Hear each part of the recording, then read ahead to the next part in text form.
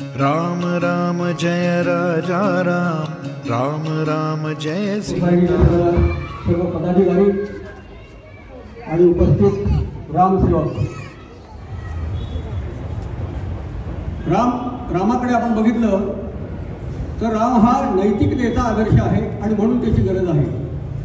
आजच्याही काळात आपल्या संस्कारांची जर बैठक काय असेल तर नीतिमत्ता ही आहे आणि ती आपल्याला टिकवून धरायची आहे आणि पुढे वाढवायची आहे। म्हणून आपल्याला तो आदर्श, प्रभू रामचंद्राचा आदर्श, त्याची सारखी आठवण आपल्या डोळ्यासमोर पाहिजे आहे।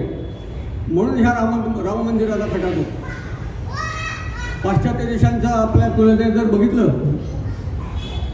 तर त्यांच्याकडे आपल्यापेक्षा अनेक गोष्टी ज्या आहेत त्या प्रभू रामचंद्राच्या जीवनात आपल्याला बघायला मिळतील। म्हणजे कुटुंब व्यवस्था असेल, त्यांनी आपल्या वडिलांच्या आज्ञेचं केलेलं पालन असेल, या सगळ्या आजच्या काळातही उपयोगी पडणाऱ्या गोष्टी आहेत। पाश्चात्य देशांमध्ये जर कुटुंब व्यवस्था आपण म्हणलं, विवाह व्यवस्था बघितली, म्हणजे रामचंद्रांचं आपण जे वर्णन करतो की एक पत्नी एक बाणी, आणि त्याच पार्श्वभूमीवर आपण जर बाहेर बघितलं तर आपल्याला लक्षात येईल की असं काही वर्षा 2 वर्ष लग्न होतं आणि नंतर लगेच घटस्फोटही होतात, दुसरं लग्न होतं, परत घटस्फोट होतात।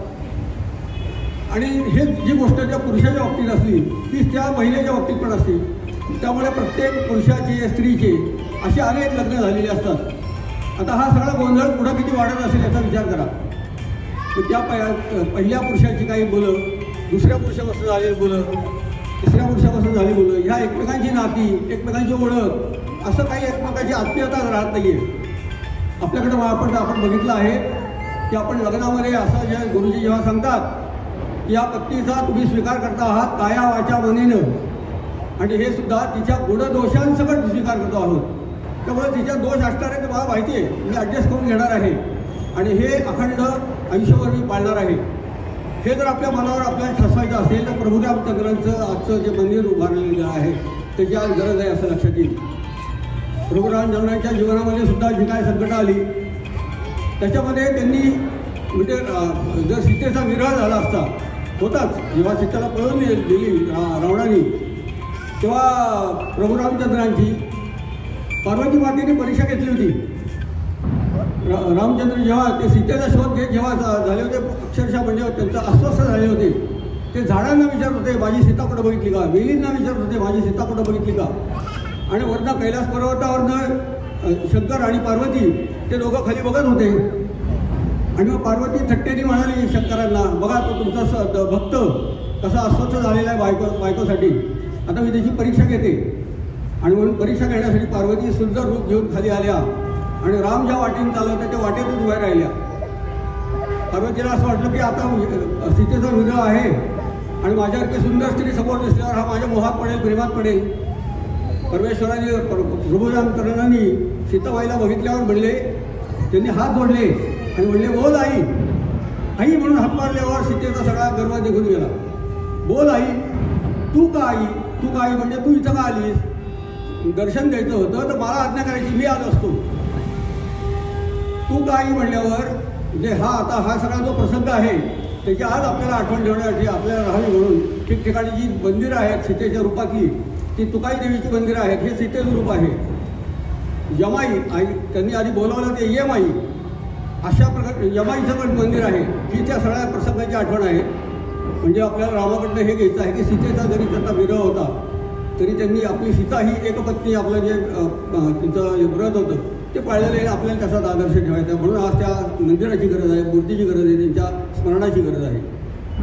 आपल्याकडची जी कुटुंब व्यवस्था जे प्रभू रामचंद्रांना आपण घेतो आहोत त्यांचे सगळे त्या भावंडांचे एकमेकांचे संबंध बघा, आज आपल्याला हे सगळं हळूहळू थोडंसं कमी होत चाललेलं आहे। विभक्त कुटुंब पद्धती होत चालली आहे, एकत्र कुटुंब पद्धती आपली कमी होत चाललेली आहे। या सगळ्याचं कारण म्हणजे आपल्यावर हल्ले करणारे दोघं जण, एक तर मोगलांनी हल्ले केले आणि दुसरे इंग्रजांनी केले।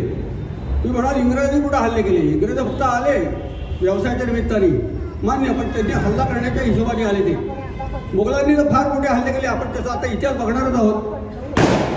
मला जे काय आता सांगितलेलं आहे काय कधी इतिहास सांगा म्हणून तोच इतिहास सांगणार आहोत। सुदैवाने माझ्या वाचनाला एक पुस्तक आलं, खबर बखर अयोध्येची, आणि त्याच्यामध्ये डॉक्टर वाळिंबेंनी असं जे काय तो सगळा पूर्ण अभ्यास करून जे काय इतिहास लिहिलेला आहे, आता त्यातला थोडासा मी काही ज्याला सार म्हणू आपण, तो सार आपल्यापुढे मांडतो.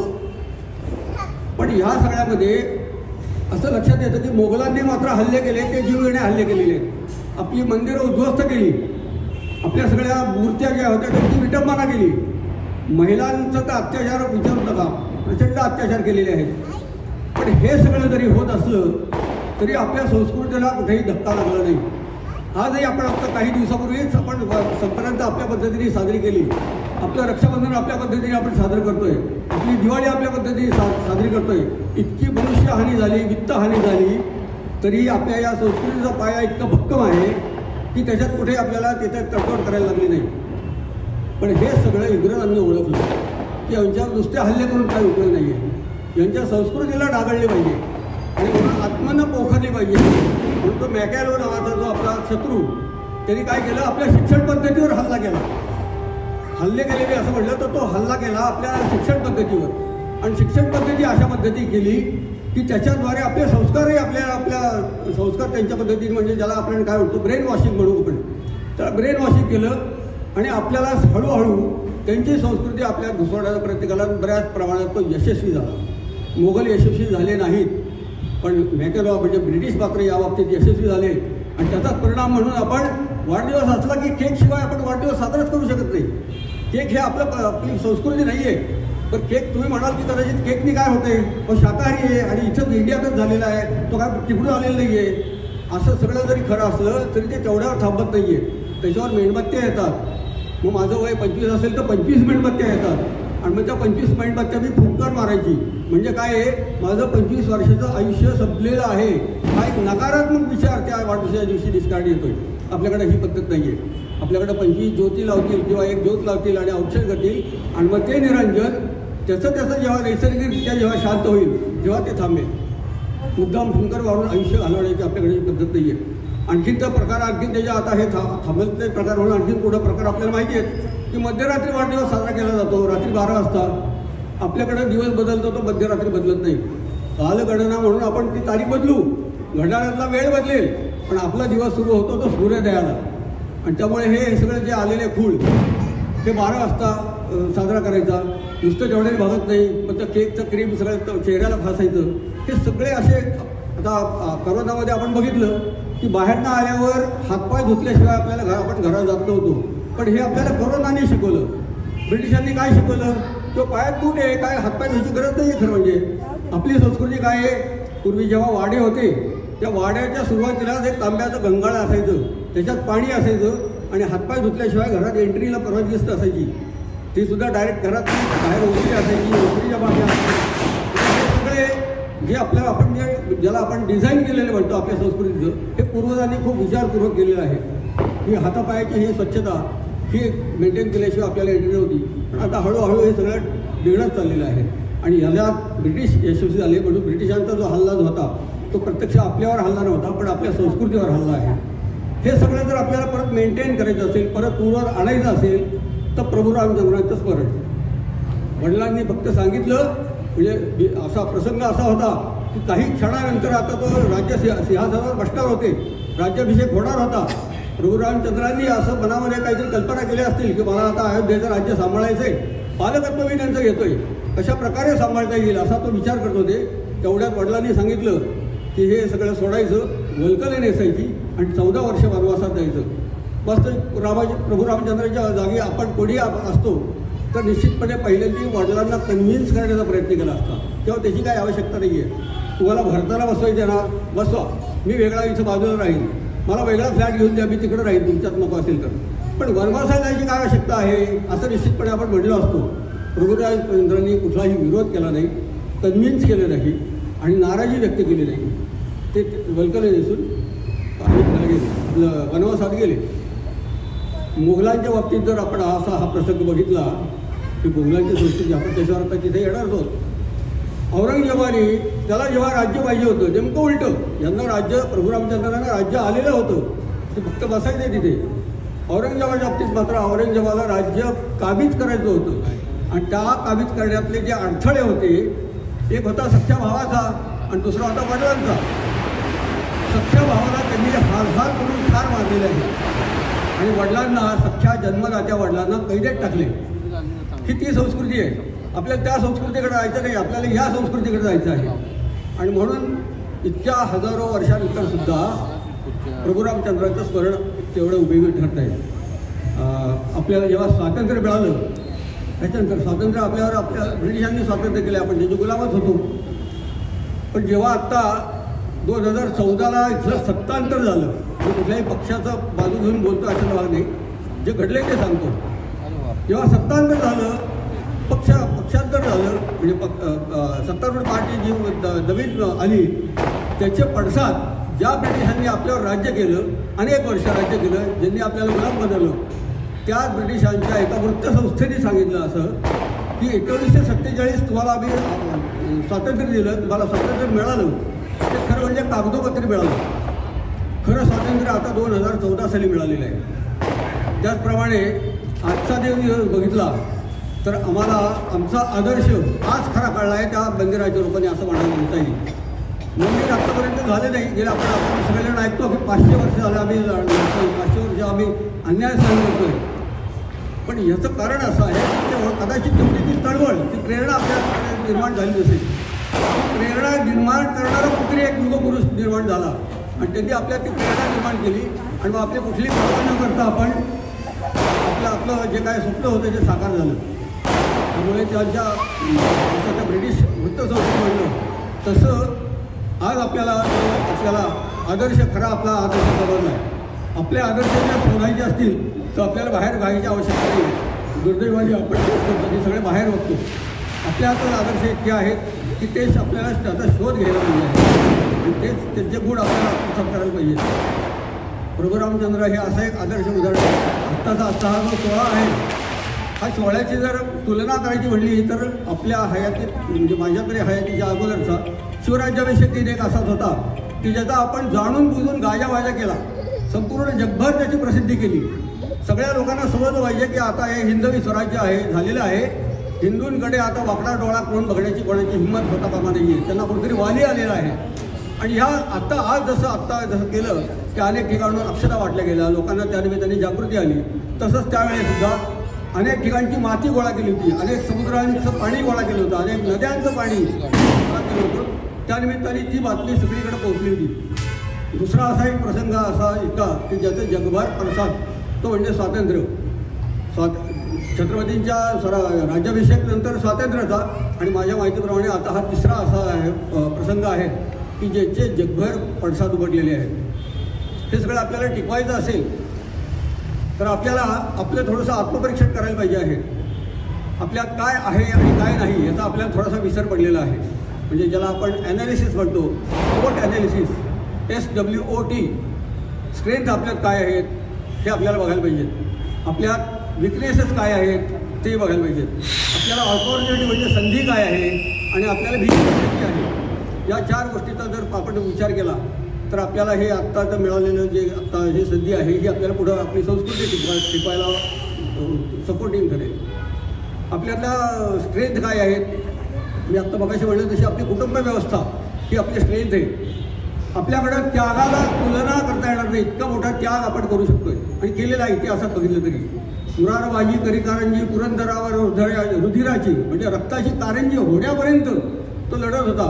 किंवा बाजीप्रभू देशपांडेसुद्धा, महाराज तुमच्या तोफांचे 5 आवाज ऐकेपर्यंत मी प्राण सोडणार नाही, माझ्या देहाचं काय होणार हे त्याला माहिती होतं. त्यागाची पाहिजे तेवढी इतिहासात ती उदाहरण देता येतील. त्यागात आपण कमी नाही, आपण पराक्रमात कमी नाही आहे. आपल्याकडे शस्त्र आहेत, अस्त्र आहेत, सगळं आहे. आणि कुटुंब व्यवस्था ही भक्कम आहे. ही आपल्या सगळ्या, आपलं संगीत हे सुद्धा आपल्या हातात, ह्या विषयाशी संबंधित नाही पण एक माहिती म्हणून सांगतो, आपलं संगीत हे सुद्धा जगात आपल्याकडे एक आपली बलस्थान म्हणून आपण सांगू शकू असं आहे.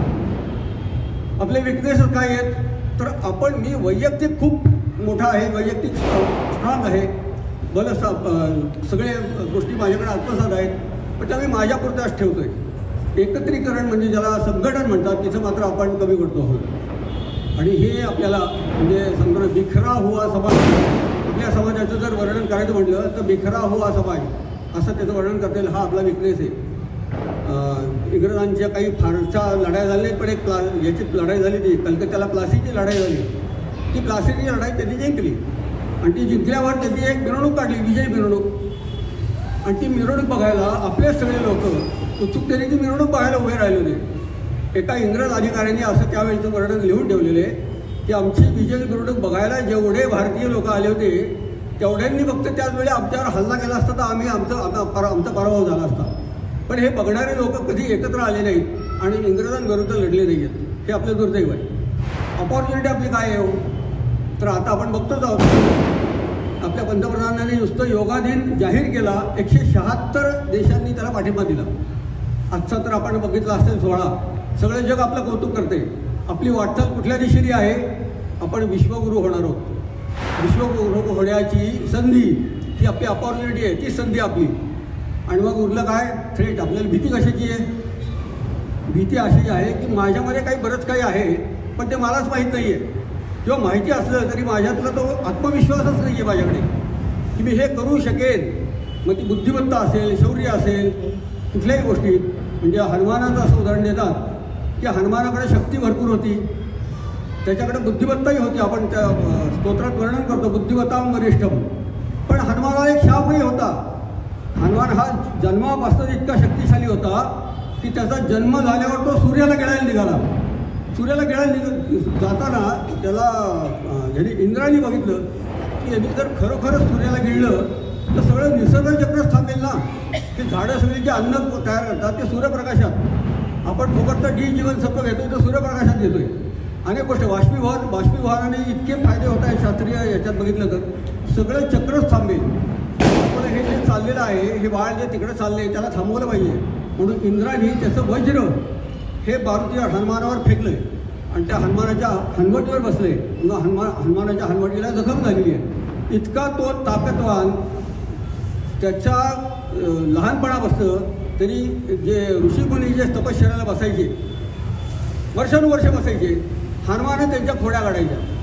खोड्या काढायचं म्हणजे काय करायचं तर ऋषी जे बसलेले असतील ध्यानस्थ त्यांना एका जागेने उचलून दुसरीकडे ठेवायचं.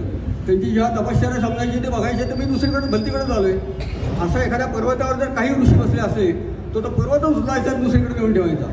हे सगळे त्यांना समजल्यावर हनुमानाला त्या गोष्टीचा शाप मिळाला की तुझ्यामध्ये तुझी जी ताकद आहे त्याचा तुला जर गर्व झाला असेल की तू आम्हाला उचलून इकडे ठेवतोय, तू आमचे पर्वत उचलून ठेवतोय, तर तुला ह्या गोष्टीचा जेव्हा पाहिजे तेव्हा विसर पडेल, बुद्धीचा आणि ताकदीचा, शक्तीचा, दोन्हीचा. पण तुला कुणीतरी आठवण करून दिली की तुझ्यात हे आहे तर मग तू ते वापरू शकशील. आणि मग त्याचा प्रत्यय कुठं आला आपल्याला? जेव्हा समुद्र ओलांडून जायचं होतं सीतेचा शोध घेण्यासाठी, तेव्हा तो समुद्राची इतकी लांब तो छलांग मारायची होती, म्हणजे उडी मारायची होती. तर अनेकांना विचारलं की तुम्ही किती उडी मारू शकाल? कोणी सांगितलं मी 10 योजने मारेन, कोणी सांगितलं 20 योजने मारली, 100 योजने पलीकडे जायचं होतं. आणि ते फक्त हनुमानच करू शकत होता.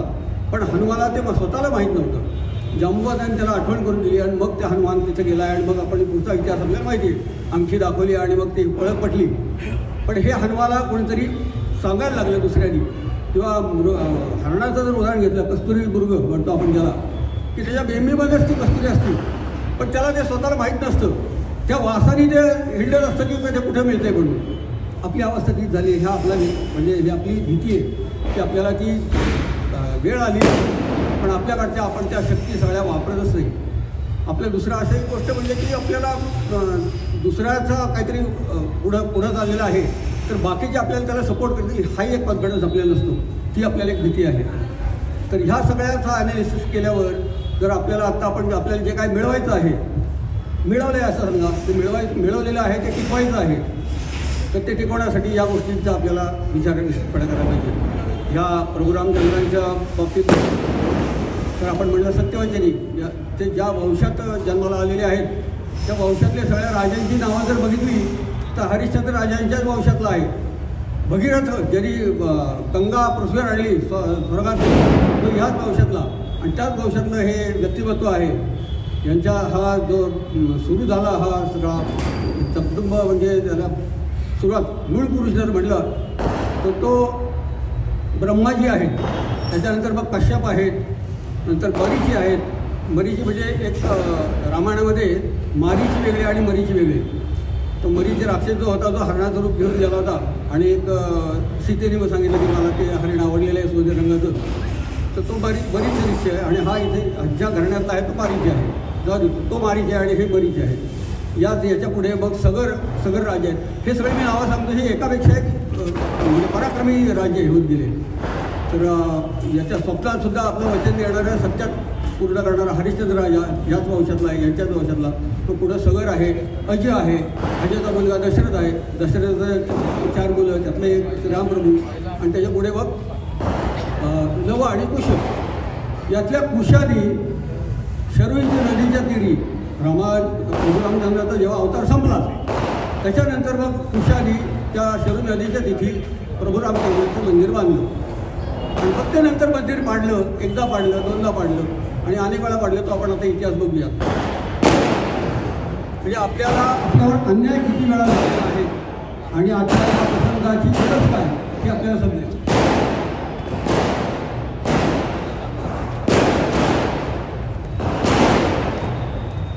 यातला जो अयोध्या आपण म्हणतो, अयोध्याचं अवध असंही आहे किंवा साकेत असंही आहे.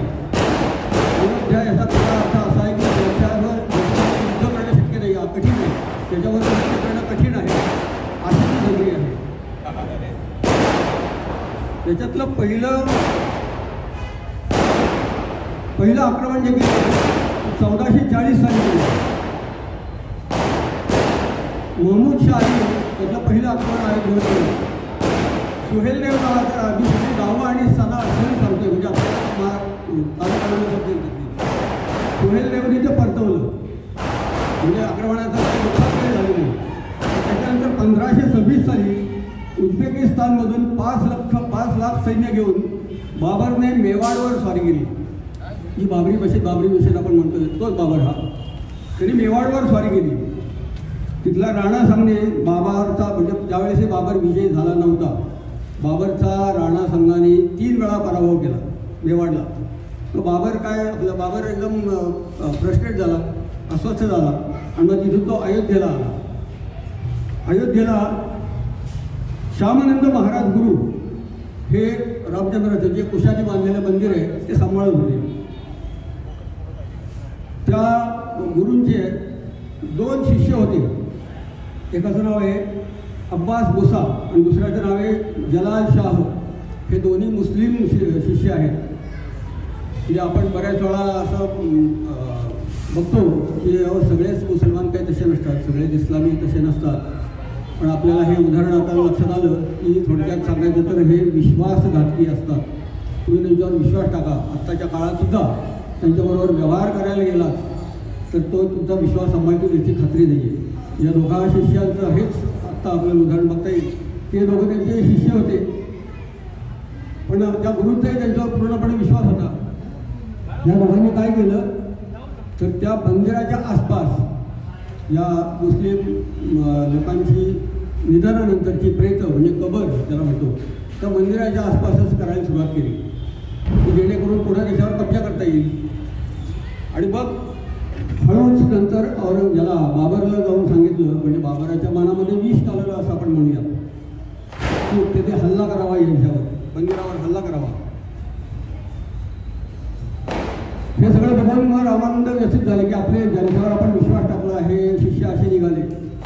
आणि मग बाबराने या दोघांच्या म्हणण्याप्रमाणे खरोखरच हल्ला केला. आता हा हल्ला त्याला सांभाळणं अवघड होतं रामानंदांना. म्हणून रामानंदांनी ती मूर्तीचं विटंबना होऊ नये कारण इस्लाम लोक मूर्तीचं काय माहिती होतं आणि त्या मूर्तीची विटंबना होऊ नये म्हणून त्यांनी ती शरयू नदीत विसर्जन केली. पहिली ओरिजिनल जी मूर्ती होती ती शरयू नदीत विसर्जन केली आणि स्वतः स्वामी अज्ञातवासात गेले. अज्ञातवासात जाताना त्यांनी काही पुजारी नेमले. निदान त्या मंदिराची काही राखण व्हावी, स्वच्छता राहावी, मूर्ती जरी नसली तरी म्हणून काही पुजारी नेमले. बाबराच्या लोकांनी त्या सगळ्या पुजाऱ्यांना हे तिथलं पहिलं बलिदान, पुजाऱ्यांचं बलिदान हे पहिलं बलिदान. त्याच्यानंतर मिठी नावाचे शहर होतं. तिथले राजे बद्रीनारायण त्यांनी 1,74,000 सैन्य घेऊन मंदिर रक्षणासाठी अयोध्येला आले. तो बाबर आता मोठं सैन्य घेऊन आला होता. 5 लाखाचं सैन्य घेऊन आला होता. तो मेवाडला आधी आला, मेवाडनंतर मग अयोध्येला आला. हा मिठीचा राजा हा आपलं सैन्य होता. ते युद्ध 70 दिवस युद्ध बाबराच्या बरोबर चाललं होतं आणि त्या युद्धामध्ये या सगळ्या याचे आपले हिंदू सैनिक सगळे कापले गेले. हे दुसरं बलिदान. 4.5 लाख आपले सैनिक कापले गेले. त्याच्यानंतर 21 मार्च 1528 साली बाबरचा सरदार मीर बाकी याने तोफा लावून सगळं मंदिर उद्ध्वस्त केलं. मंदिराच्या विटांमध्ये पाण्याऐवजी म्हणजे मंदिर जेव्हा मशीद जेव्हा बांधली, मशिदीला ज्या विटा लागतात त्या आपण काय माती आणि पाणी एकत्र करून त्याचा साचा करतो, वाळवतो, त्या भट्टीत टाकतो आणि मग वापरतो. या ग्रहस्थानी पाण्याच्या ऐवजी हिंदूंचे कत्तल करून त्यांचं रक्त वापरतो. म्हणजे त्यांची क्रूरता किती आहे हे समजण्यासाठी. त्याच्यानंतर देवदास पांडेय त्यांना हे सगळं विटंबन सहन झालं नाही की आपल्या बांधवांचे सगळे रक्त या विटांमध्ये आहे आणि म्हणून त्यांनी आसपासच्या गावांमध्ये स्फूर्ती निर्माण केली, लोकांमध्ये गेले, जनजागृती केली आणि 90,000ची फौज तयार करून परत एकदा हल्ला केला बाबरावर. दुर्दैव असं की पांडेंचा जो बॉडीगार्ड होता, अंगरक्षक, त्यांनीच पांडेंच्या डोक्यामध्ये वीट मारली. पांडे जखमी झाले आणि पडले. याचा फायदा घेऊन मीर बाकीने त्या यांना बाकी सगळ्यांचं सैनिकांचं अवसान घडलं आणि सगळे सैनिक कापले गेले. परत ते 90,000 गेली. एका दृष्टीने ही यज्ञकुंडात 90,000 सैनिकांची आहुती झाली. त्याच्यानंतर 15 दिवसांनी मी हे सगळे आकडे सांगतो म्हणजे आपल्याला आत्तापर्यंत आपण किती जणांची आहुती दिली आहे, किती जणांनी प्राणार्पण केले.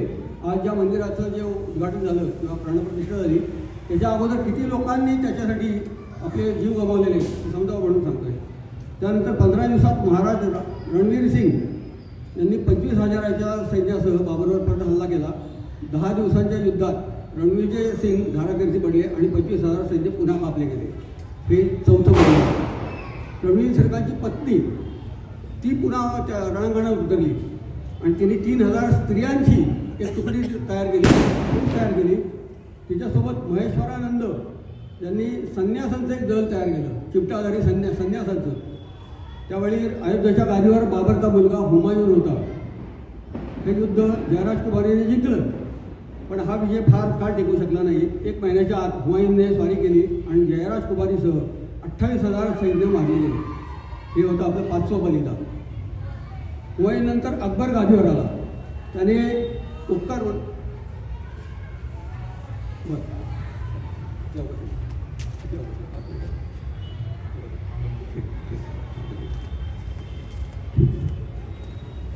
हुमायूननंतर अकबर गादीवर आला.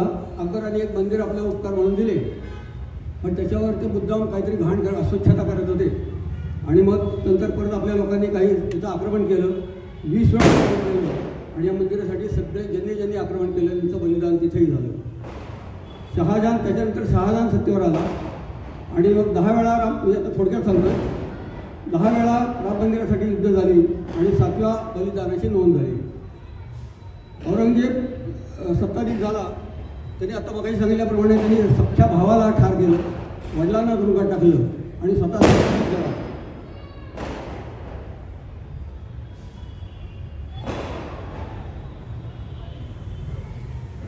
याच्यात या युद्धामध्ये तिथले काही ठाकूर हे मारले गेले आणि त्या आसपासचे काही आदिवासी लोकांनी तेव्हापासून अशी शपथ घेतलेली आहे की जोपर्यंत राम मंदिर होणार नाही तोपर्यंत आम्ही पायात चपला घालणार नाही. आज काळात त्या अजूनही इतक्या पिढ्या गेल्या तरी चपला घालत नाहीत. माझ्या कल्पनेप्रमाणे आज आता राम मंदिर झालेलं आहे. कदाचित पुढे त्यांना चप्पल घालायला त्यांच्या पगारी ते परवानगी देतील. याच्यानंतर आता मी एकदम आत्ताच्या सध्याच्या टप्प्यावर येतो. याच्यानंतर आपल्याला माहिती असलेला आपल्या हयातीतला झालेला सगळा युद्ध म्हणजे कारसेवक लालकृष्ण अडवाणींनी रथयात्रा काढली होती, आपल्याला सगळ्यांना माहिती आहे. आणि जनजागृती केली. विश्व हिंदू परिषदेने ही रथयात्रा लालकृष्ण अडवाणी रथात होते, प्रमोद महाजन सारथ्य करत होते. आणि मग मुलायमसिंग यादवनी, मी नावं मुद्दाम घेऊन सांगतो की आपल्याला इतिहास माहिती असावा, मुलायमसिंग यादवनी असं सांगितलं की आमच्या राज्यात ही रथयात्रा येऊन येणार नाही. कारसेवक तर ऐकायला तयार नव्हते. मुलायमसिंग यादवने आदेश दिला होता की दिसतात क्षणी गोळ्या घाला. 5-5 फुटावरनं गोळ्या घातलेल्या आहेत आणि अनेकांनी त्यांचे आपले जीव गमावलेले आहेत. ते सगळे जीव गमावलेली ही प्रेत शरयू नदीत त्या लोकांनी फेकून दिलेली आहेत. ती परत वरती फुगून पण वर येऊ नयेत म्हणून म्हणजे आपल्याकडचे बरेच संघाचे अनेक स्वयंसेवक तिथं कारसेवक पडून गेलेले त्यांच्या डोळ्यात देखत घडलेल्या घटना आहेत या की ती प्रेत परत फुगून वर येऊ नयेत म्हणून गळ्याला वाळूच्या पिशव्या बांधून ती प्रेत तिथं सोडलेली आहेत.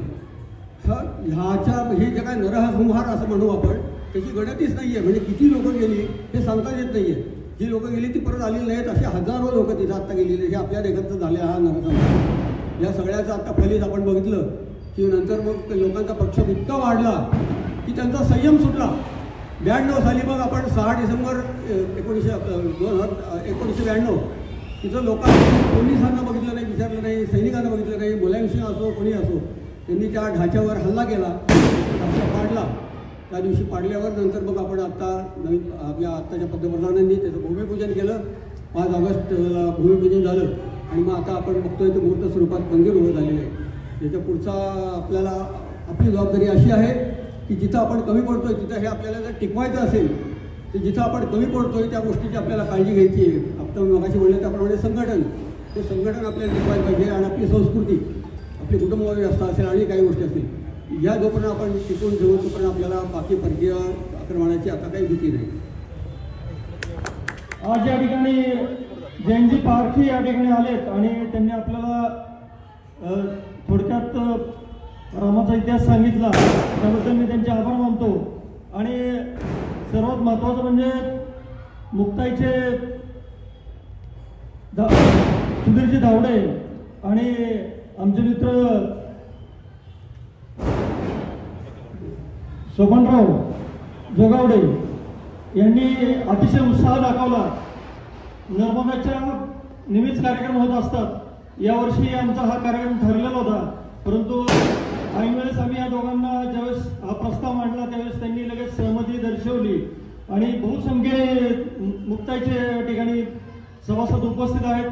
त्यांचे मी या ठिकाणी आभार मानेल की अशा उत्साहामध्ये आपण नेहमीच सहभागी व्हावं. आणि तुम्हाला महत्त्वाचं म्हणजे सांगतो की अयोध्येमध्ये राम मंदिर होत आहे आणि गल्लीबोळामध्ये आणि देशभर सगळे हे कार्यक्रम आणि उपक्रम राबवले जात आहेत. याच्या पाठीमागे संकल्पना काय असेल याचा प्रत्येकाने विचार करण्याची अत्यंत निकडीची गोष्ट आहे. कारण तुम्हाला माहिती आहे की मी आता बोलणार नाही, वेळ झालेली आहे, पण थोडक्यात सांगतो की अनेक वर्ष मोगलांच्या आक्रमक झाले आणि आपण पारतंत्र्यात गेलो. हे आपल्याला इतिहास माहीत असतानाही आपण 150 वर्ष इंग्रजांच्या पारतंत्र्यात का गेलो याचा आपण गांभीर्याने विचार केला पाहिजे. आणि हा कार्यक्रम राबवण्याच्या पाठीमागची संकल्पना हीच आहे. परत आपल्यावरती हे दिवस येऊ नयेत याच्यासाठी हिंदू समाजाने संघटित होणं, एकत्र येणं हे फार काळाची गरज आहे. आणि भविष्य काळामध्ये परत आपण जर का पारतंत्र्यात गेलो तर आपण मूर्ख कोणी नसेल. याच्यासाठी आपण एकत्र येणं आणि वेळोवेळी संघटित होणं ही प्रचंड गरज आहे. त्या दृष्टीने गल्लीबोळामध्ये आणि देशभर हे कार्यक्रम राबवले जातात आणि त्याच्या पाठीमागची व्यापक संकल्पना आहे. हे सगळ्यांनी विचार करण्याची गोष्ट आहे. आपण सर्वजण आहात, उत्साहाने हा जल्लोषात कार्यक्रम साजरा केला त्याबद्दल मी सर्वांचे आभार मानतो. आणि तो सियावर रामचंद्र की